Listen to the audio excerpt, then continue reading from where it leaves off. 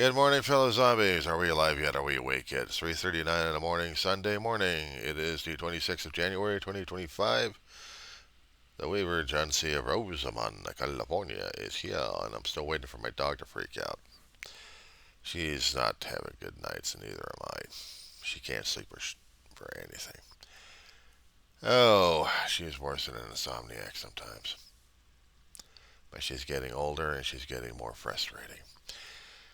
Shout out to a gentleman named of Artist in Recovery / Darryl P. I'm slamming a video out to his location there. I wanted him to understand what was going on. Shout out to a servant rector I know out in Halifax. Morning, Rev. Staying the hell away from politics this morning. The gentleman friend I have out in Connecticut was having an issue regarding how stupid people are getting, especially the younger generation who can't write cursive, or has a problem with cursive because the keyboard is the writing stylus, and it's driving him crazy because apparently he's not hip with it. Hell, I've been pushing the damn keyboard ever since I got into junior high. Monsters from hell. You want to talk about typing issues? You have to learn the basic structures of pounding fingers. Some people said you'll just do lightly tapping. Not these monsters from hell I learned back in the 80s. Oh, late 70s. Let me see. When was it again? Oh, 79, 80, 81. Yeah, it was 80. Miss Baker's class. God blessed it. Patrick Henry Junior High. They called it junior high back in those days. Of Granada Hills, California. A junior high that had changed so much over the decades. I can't even recognize parts of the place, but some of the teachers I did. And I wish to God I've never. I still kick myself every time I keep remembering I gave away all those damn yearbooks. I wish I hadn't. It was precious to me. Pictures of instructors I had for 3 years surviving in a junior high. Some instructors I remember, and other instructors I wish to God I didn't. And this was some instructors stick with you throughout the annals of time. How would you like to type your fingers on a monster from hell? The manual typewriters that they actually had and the school board of LA Unified School District could not afford to get electric typewriters for the junior high kids. Oh, no, no, no. We got to learn from the things from 1800s. But we had to learn the keyboard. The most important thing when you're doing typing is how to keep punching your fingers onto these little round things of the monsters from hell in order to produce an image, a carbon or inked image on a piece of paper that you would have to take one sheet, roll it into this monster, line it up perfectly, put your barriers on it with the rollers on it, and then you get into position. Okay, class, let's practice. Oh, good Lord, ASFD. What was that again? Shit. ASDFGH. And then there was two punctuations. Then there was an L, then there was a K, then there was a J. And then we would have to stretch it out for either the G or the H. A, S, D, F, G, H, J, K, L. Two punctuations. If that wasn't bad enough. Do this, do that, do this, do this. Do this. And by the time we started doing these things, we had barely a rhythm. I liked rhythm, but they keep taking the class anyway. I barely passed, but I learned how to type. and regretted the crap out of this damn monster from hell. I mean, this damn thing stood like this monster over here, and you're like here, you're a young kid. Oh, what am I doing? What am I doing? What am I doing? Set up straight. Set up straight.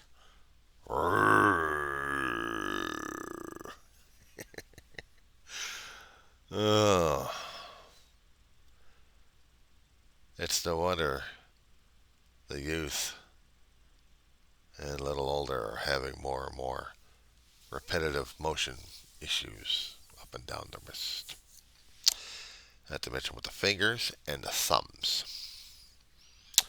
It takes them a while to kill them. I know because I had workers' comp injury a long time ago. The start of the century. I still wear a wrist brace, left and a right one, because I still get the pains from here all the way down. It's not carpal. Repetitive motion. I've been using keyboards for a hell of a long while. I was a keyboard jack. Now I just, if you're going to be writing and you get used to the damn rhythm, you got to flatten a keyboard here or with a pad. You just okay, no problem. Do it that way. Gotten better at doing the repetitive motions than I was at cursive writing, but I kept remembering how to print letters instead of handwriting letters. Sometimes the handwriting I still need to do from time to time, but it's getting rarer and rarer these days. In one aspect, I would agree with my Connecticut colleague regarding the writing styles, and I tried to show him something of that. We, over the damn millenniums, have changed our writing styles and understanding writing over the decades. We have.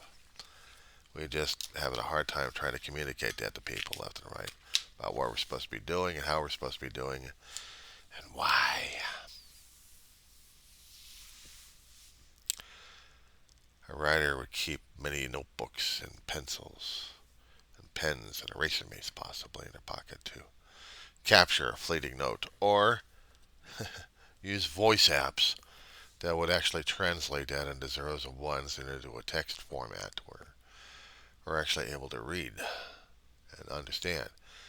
And hopefully that the AI in the system can actually understand human vocalization and reinterpret, reiterate,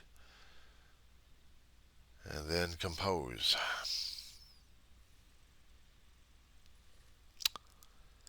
Such wonders of technology we have these days, isn't it? But sometimes we're screwed on that one, aren't we? My friend is worried that we're getting dumber and dumber. No, we're changing. Each new generation deals with new challenges of communication and new forms of communications.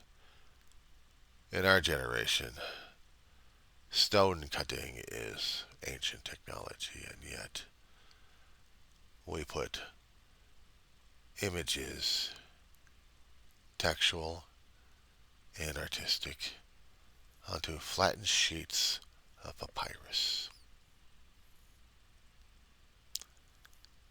And they would call us barbarians. Reading about how we looked at barbarians. It's all in the name of perspective, unfortunately. Are we dumb? Well, if I happen to hear what people are talking about, then maybe. I would have to listen to their speech patterns. I would have to listen to their articulations. I would have to listen to them searching for the right words in their head. I already know that the current leader of our country had already experienced third or fourth grade education and hadn't gotten past it. He's not interested in reading books. Reading books builds vocabulary, builds understanding, comprehension skills. This is why we get tested every so often when we're growing up in school to understand how their reading, writing, and arithmetic skills were working. Our comprehension skills of certain words, what they meant, how they're being used, the mechanizations of grammar. I wasn't all this articulate a long time ago. I tried. I tried to read. I tried to read news stories. I tried to increase the vocabulary by reading everyone else's vocabulary, see if I can match it and improve upon it. If I can only improve something else at home. She who must be obeyed is awakened, wants me back into the cavern of doom. My bedroom. Yeah. I was trying to show artists in recovery some short clips. I'll give them something to look at. I've got books, but the problem is, I wish I could have shown him libraries that I inherited a long time ago from my family, that my brother and I had to get rid of because of survival. To get rid of a library is to get rid of a self, is to get rid of a portion of a personality, of a soul. And I've been hurting ever since. It's not the accumulation of books. It's not just that. It's, I could walk into a library and I would just see the kids on their electronic formats. I would see the hardcovers and the soft covers just not being used as much because electronics have taken over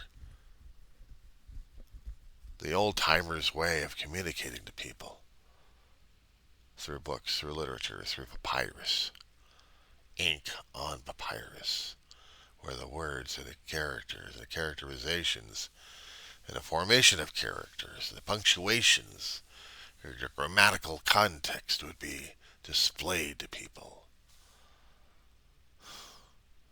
It was a struggle, I'll tell you, what I was going through. I'm going to be doing 10 years of college here, community college. But getting into school and seeing how kids' writing styles were like, and understanding what the poet. I had this one teacher who was very tough on kids. Half her time in class was dealing with grammar and dealing with how to write essays in a format that they're not comfortable with, that they're not used to, not taught in the current high school level, or not even a junior high. The universities of old would want these standards, these MLAs, the APAs, the APLs, of different context, of different structural formats of essays on how they're supposed to be written. I usually did compare and contrast. That was the easiest thing for me to do. It's an argument back and forth that you'd make on a piece of paper, but then I'm doing the simplified version in junior highs and also in high school. But what high school wanted was, where was you getting your information, son? Now, where's all these marks I need to see, the bookmarks? Where's the footnotes? Where's the bibliography? Where's the works cited?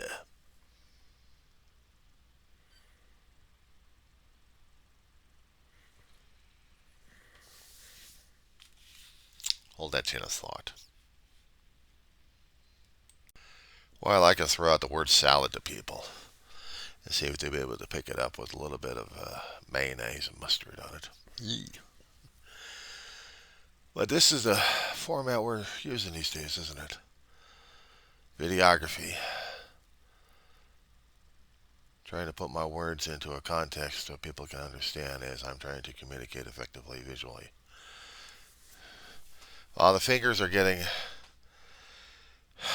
damaged by neuropathy, it seems like I'm going to have to dig further and further into the words I have of the learned vocabulary over the past decades, and hoping my brain is not rotting away while I'm trying to articulate something. It was one thing to write. I mean, to physically type the stuff out. I got used to the typing age. I got used to using a keyboard for communicating a great deal. And I was trying to explain that when I got into community college about a decade ago. I got into a course of English. Now, before I got into the classes themselves, I had to be tested for my grammar and my mathematical computations. As I said before, a long time ago, I suck at math. Especially when they're talking about algebra and higher than that. I can do the basics, no problem. Everyone can do the basics at this point over here. But somewhere in the brain, it has to be working with the higher math. And I was not connecting up to that higher brain level concerning about mathematics. But when it came down for linguistics, I would see the words. I would see something like, wait a second, this doesn't sound right. That's not logical. And have to put it into a perspective. But the testing that they did wasn't what I expected. Simple answers. I like that. I'm like, oh, you got to be kidding me.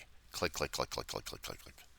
Pound on the keyboard, pound on the keyboard, pound on the keyboard, pound on the keyboard. Pop, pop, pop, pop, pop, pop. No problem.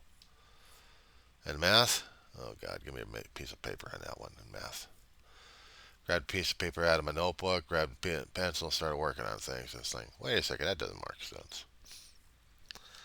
It was bad enough when I took critical thinking and philosophy with a professor whose genius level is beyond community college in that he feels it's comfortable to teach and flunk as many students as possible to his sadness because he can't get to his level just yet. He's looking for those special people. I was nowhere near that level. There's no way in hell I was thinking on his level. I like to repeat the course again just for the fun of it, see what happens.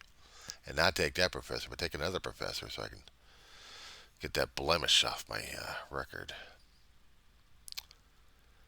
But critical thinking and literature, you're supposed to be understanding pieces of literature, poem, story, be able to articulate what the writer, the madcap word salad specialist, was trying to explain. Explain this to me, Lucy. You have some explaining to do. Ugh. Thank you, Lucille Ball. God rest your soul. And does you too. But the formats that we would have to use, half the class, actually half the time in the class was learning how to do that because I never learned it decades ago. So it was new to me. But then trying to explain things to the professor for different things she was looking at. Oh my God. Where the hell was she coming from? Yeah, she had a doctorate. Where the hell was she coming from anyway, concerning about her logic? Oh, I had to retake the class and barely pass it, but yeah. I'm okay with the grade. At least I got full credit on the thing. I'm not going to go through it all over again. But it's not the conflict. It's the process of learning how to communicate effectively, how to express oneself artistically, linguistically, metaphorically. You can put it on a format of zeros and ones. The college professors we would have, the ones I had, yes, they would like to see the written paper printed up with Times Roman font and the correct spacing. The days of turning in a piece of paper for your report is gone. It has to be zeros and ones and emailed or printed up and then handed in. But on other occasions that the teachers, the instructors, the professors would require is what they call the blue books or green books, and they're about 10 to 15 pieces of paper stapled together with the cover of a blue or green cover on it. And it would give the professor an indication who the student is, what class it is, what class number. He or she deals with a lot of these booklets to see if they can interpret this. These are in-class essays. Spot quiz is coming up. We got to answer this stuff, so we got to write this shit down. And pray to God that our own linguistic skills, by using styluses, can actually work. The rest of the time, we type. Do you mind? Thank you. Schmuck.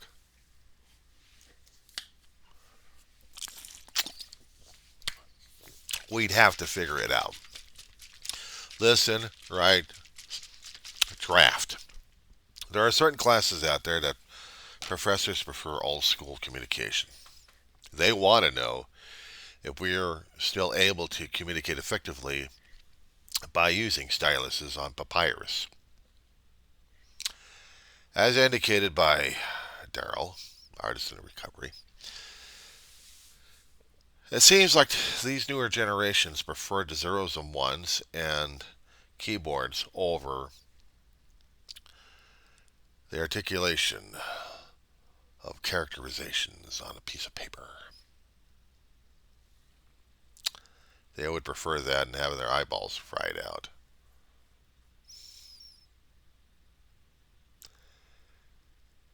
Each generation is a bewilderment to the newer generation, actually to the older generation.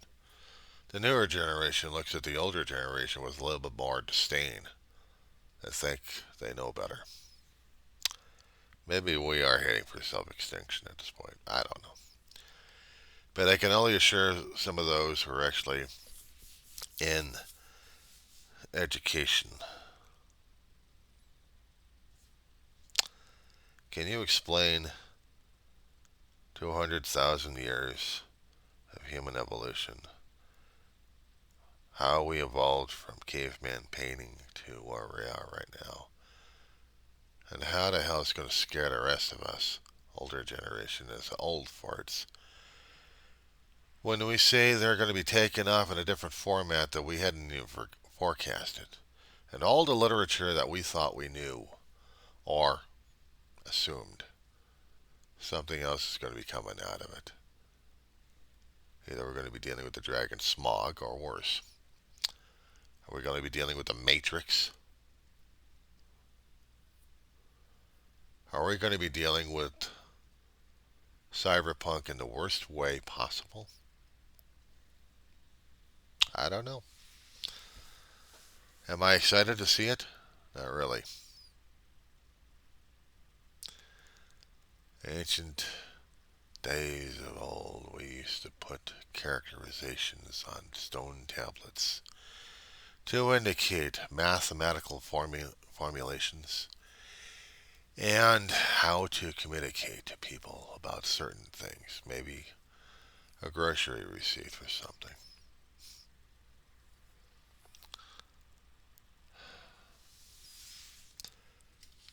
We're not done yet mutating.